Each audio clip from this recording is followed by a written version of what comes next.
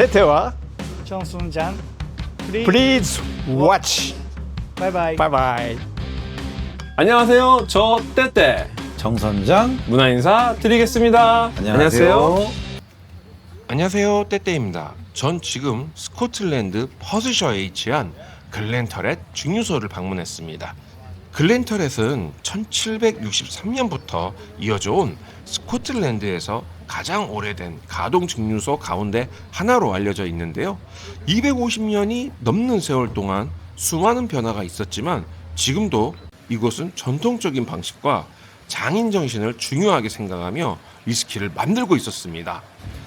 현재는 라니크 그룹이 운영하며 위스키와 예술 그리고 럭셔리 브랜드 이미지까지 함께 만들어 가고 있다는 것인데요. 그래서 증류소 곳곳에서도 단순한 생산 시설을 넘어 하나의 문화 공간 같은 분위기를 느낄 수 있었습니다. 하지만 아무리 화려한 역사와 브랜드를 가지고 있어도 결국 좋은 위스키는 좋은 원료와 정확한 공정에서 시작되는 걸로 알고 있는데요. 오늘은 글렌터렛에서 보리가 어떻게 한 병의 싱글몰트 위스키가 되는지 처음부터 끝까지 따라가 보겠습니다. 자, 함께 들어가 보겠습니다. 투어가 위스키를 이해하는 시간이었다면 비지터 센터는 그 추억을 집으로 가져가는 공간인데요. 보시다시피 어느 증류소보다 구주가 정말 다양했습니다. 디자인도 역시 너무나 깔끔하게 나와 있어서 너무나 선물하기 용이했습니다. 그리고 제일 중요한 건 증류소 한정 바틀들인데요. 투어 시작 전 아니면 투어가 끝난 후에 꼭 비지터 센터에 들리셔서 구매를 하시길 바라겠습니다. 위스키뿐만 아니라 글렌터렛 로고가 새겨진 글렌캐런 글라스, 텀블러, 의류, 모자, 가방, 노트, 각종 액세서리 등 다양한 공식 굿즈도 판매하고 있어서 여행 기념품으로도 인기가 정말 많았습니다. 그리고 일본이나 대만에서도 볼 수 없는 바틀들을 이곳에서 한눈에 볼 수 있다는 건 큰 장점이었습니다. 정말 모두 집에 들고 가고 싶었습니다. 한참 품절 대란을 겪었던 글렌터렛 15년도 여기에 재고가 정말 많았는데요. 파운드 환율이 높다 보니까 오히려 일본에서 구매드리는 걸 추천드립니다.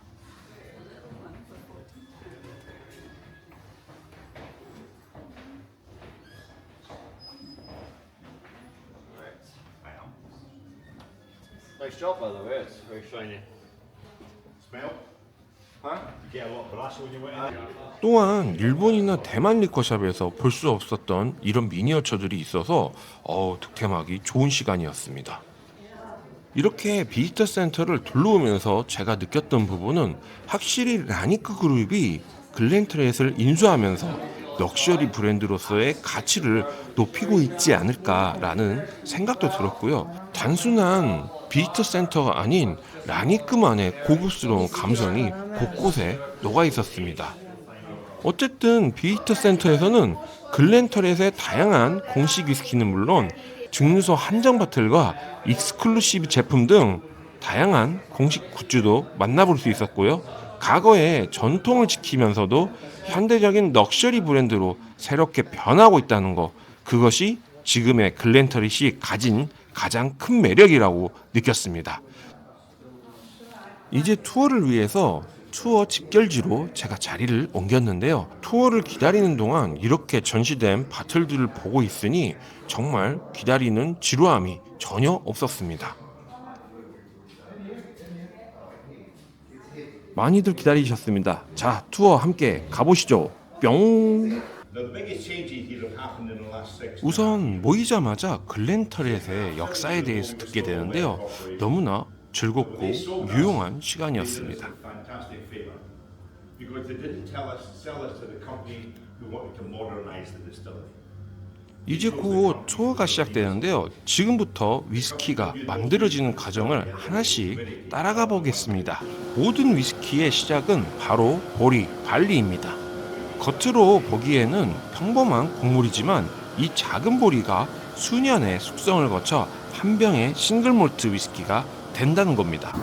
글렌터렛은 전통적인 생산 방식을 중요하게 생각하는 증류소답게 가장 기본이 되는 원료부터 꼼꼼하게 관리하고 있었습니다. 보리는 증류에 적합한 크기로 분쇄되는데요. 너무 곱게 갈리면 여과가 어려워지고 너무 굵으면 당분을 제대로 추출할 수 없습니다. 이제 메시하우스로 이동하였는데요. 이곳에서는 뜨거운 물을 여러 차례 나누어 넣으며 보리 속에 있는 당분을 천천히 녹여냅니다. 첫 번째 물에서는 가장 많은 당분이 추출되고 두 번째 물에서는 남아있는 당분을 해소합니다. 이 과정을 거쳐 만들어지는 액체가 바로 워트입니다. 이제 워시백으로 이동하였는데요. 여기서 효모가 투입됩니다. 효모는 워트 속 당분을 먹으면서 알코올과 다양한 성분을 만들어내는데요. 글렌터렛은 더글러스 퍼목재 워시백을 사용하며 비교적 긴 발효 시간을 통해 과일향과 복합적인 풍미를 만들어내는 것으로 잘 알려져 있습니다. 발효가 끝나면 알코올 도수 약 7에서 8% 정도의 액체가 만들어지는데 이를 워시라고 부릅니다. 맥주와 비슷하지만 홉을 넣지 않았다는 점이 가장 큰 차이점이죠. 자, 이제 워시 스틸로 이동하였습니다. 본격적인 증류가 시작되는 이곳에서 발효가 끝난 워시는 첫 번째 구리 증류기인 워시 스틸로 들어갑니다. 가열된 워시는 알코올이 증기로 변하면서 위로 올라가고요. 다시 차갑게 식으면서 액체로 변하게 됩니다.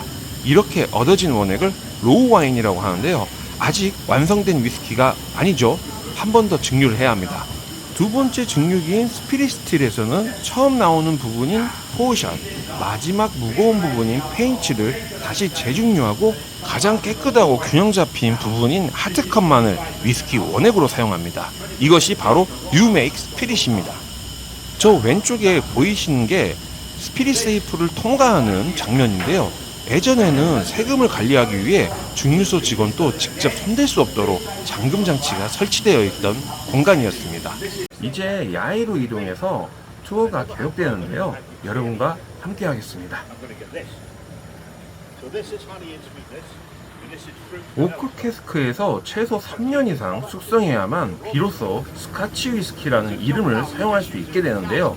숙성하는 동안 나무는 바닐라와 캐러멜, 과일향 그리고 아름다운 황금빛 색을 만들어줍니다. 시간이 흐를수록 캐스크는 위스키를 완성시키는 또 하나의 장인이 됩니다. 자, 이번에는 테이스팅 룸으로 이동하도록 하겠습니다. Now, under US law, when that cask is empty of bourbon, you've got to destroy it or sell it international. And we pay about £300 for that empty cask. That's going to give me honey flavours and sweetness and very, very pale colour. This is also American oak, but that American oak was sent to Spain.